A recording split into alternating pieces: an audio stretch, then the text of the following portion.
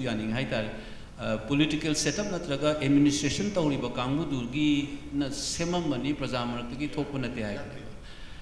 aina wamta hanjani gi masi matang sida nasai gi mamang gi session da su masi pothore koi uhong da ko na gyan tar koi phibam se yam nangai di chinga session da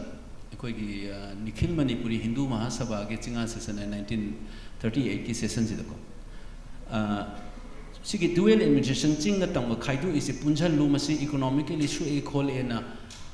uhauda pa makti nate matam dugi ahal laman sing ira bore ko nati udana 1938 ki chinga gi resolution da yawe dual administration ji muthat loin masi uhauda pa makti nate ain hanjani isi udi uba ahal laman le ram ne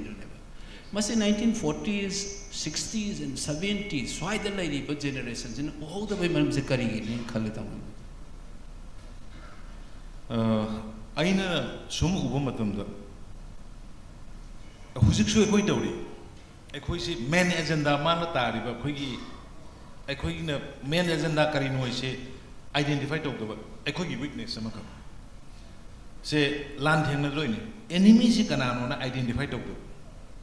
every uba khudi mak se khoi enemy dong uruga pakchik da chukne bagi type ama ekoi da laye who is kana no ekoi gi future enemy Kana kari tawri no isi study ima tawru kana thanga da khong se